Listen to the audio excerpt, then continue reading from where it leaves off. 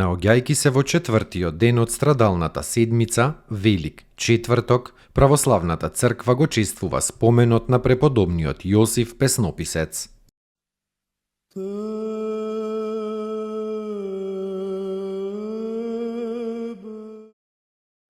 Велик четврток на тајната вечера, четвртокот пред Пасха. На светиот и велики четврток, светите отци кои што добро го уредија превземеното од светите апостоли, од светите и божествени евангелија, ни предадоа денес да празнуваме 4 настани.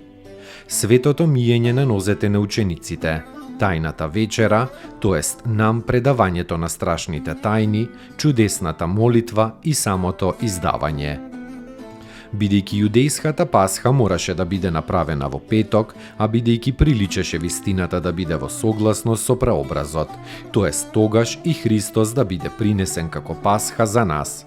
Господ Исус Христос по зборовите на светите отци ја направи Пасхата со учениците пред тоа, во четвртокот навечер. Таа вечер и целиот петок јудејците ја сметаат како еден ден. Тоа го направи за да не биде престапник на законот. Потоа, покажувајќи им го на учениците направеното, им ја предаде тајната и на нашата Пасха, во големата горна одаја кога веќе беше настапила ноќта.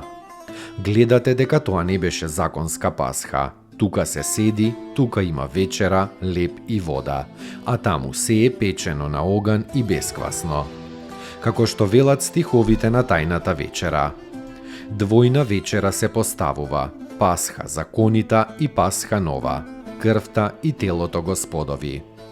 На Велики четврток Господ Исус Христос ја востанови светата тајна прича со зборовите: земете, јадете, ова е моето тело, и пијте од неа сите, ова е крвта моја на новиот завет, која за вас и за мнозина се излева за отпуштање на гревовите.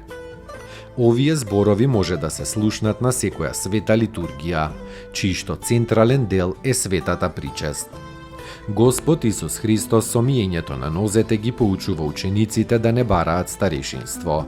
Миејќи им ги нозете, исто така им покажува дека ќе се возвиси секој што себе си се понижува.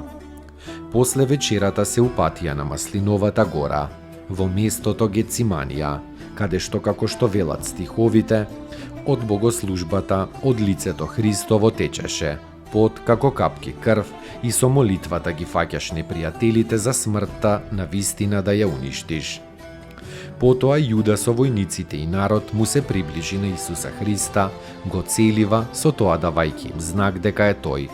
Тие го фатија и врзан го доведоа во дворот на првосвештеникот Ана, каде што веќе се беа собрале обвинителите Христови, фарисеите и книжниците. Ние празнуваме и со страв правиме спомен на тие страшни и неискажани настани и дела.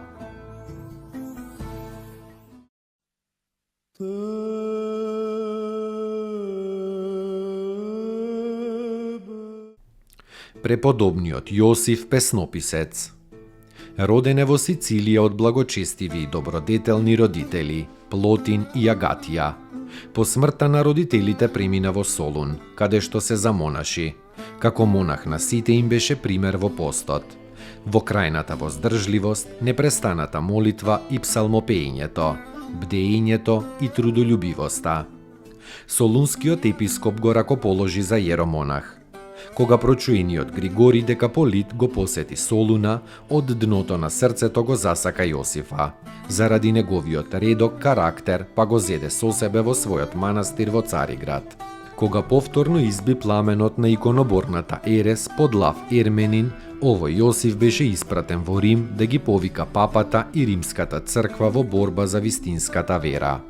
Но попат го фатија гусари и го доведоа на Крит, каде што еретиците 6 години го држеа во затвор. Светиот Јосиф се радуваше зашто се удостои да пострада за Христа и непрестајно за ова му благодареше на Бога, сметајќи ги како златни украси железните окови на своето тело.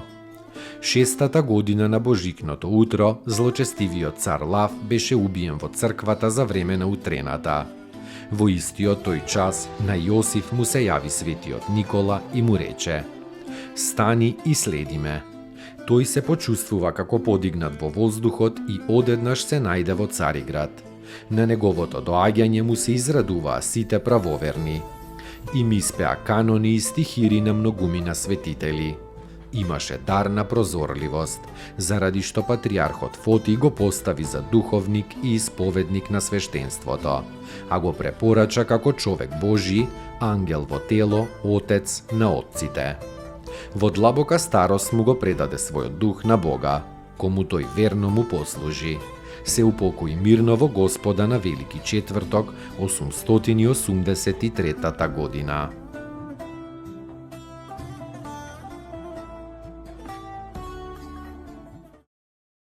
Господи, помилуј,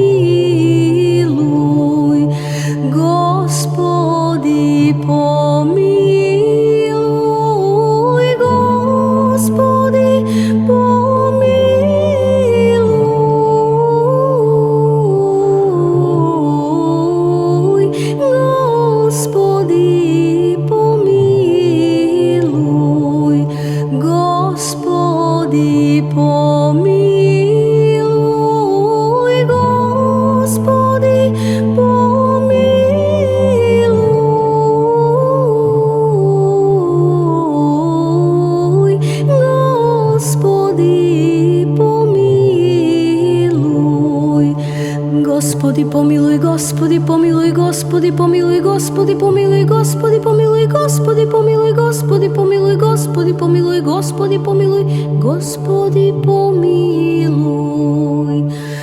Господи, помилуј, Господи, помилуј, Господи, помилуј, Господи, помилуј, Господи, помилуј, Господи, помилуј, Господи, помилуј, Господи, помилуј, Господи, помилуј, Господи, помилуј. Господи, помилуј, Господи, помилуј, Господи, помилуј, Господи, помилуј, Господи, помилуј, Господи, помилуј, Господи, помилуј, Господи, помилуј, Господи, помилуј, Господи, помилуј. Господи, помилуј, Господи,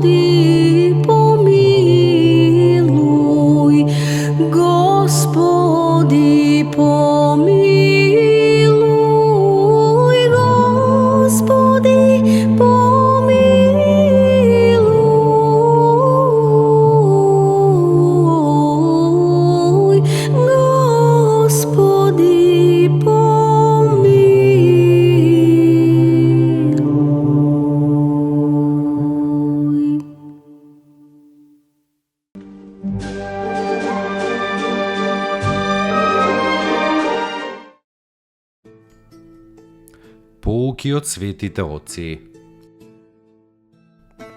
Љубовта има три ипостаси: девственост, познание и светост.